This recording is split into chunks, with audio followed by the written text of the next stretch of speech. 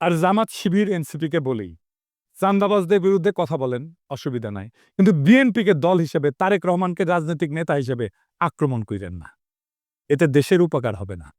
BNP মানে চাঁদাবাজ না, বিএনপি মানে জিয়াউর রহমান, বিএনপি মানে খালেদা জিয়া, বিএনপি মানে আমাদের anti Baksal pioneer political platform. সেটা ধ্বংস হইলে বাংলাদেশ বিপদে পড়বে। বিএনপি আমাদের শত্রু না, বিএনপি আমাদের বন্ধু সহযোদ্ধা। তার উপরে অভিমান হইতে পারে, কিন্তু ঘৃণা করা চলে না। রাজনৈতিক বিভ্রান্তি থাকতেই পারে, কিন্তু বিভেদ ডেকে আনা যাবে না। বিএনপি এই জাতির স্বতন্ত্র চেতনার এক অবিচ্ছেদ্য অধ্যায়। তারেক রহমান ভুল করতে পারেন, কিন্তু বিএনপিকে পুঙ্খানুপুঙ্খভাবে বাতিল করা মানে এদেশের গণতান্ত্রিক ধারাকে দুর্বল করা, এদেশের ফ্যাসিবাদ বিরোধী, ভারতীয় আগ্রাসন বিরোধী লড়াইকে দুর্বল করা। আমাদের শত্রু কিন্তু একটাই, ভারত সমর্থিত হাসিনার ফ্যাসিবাদ।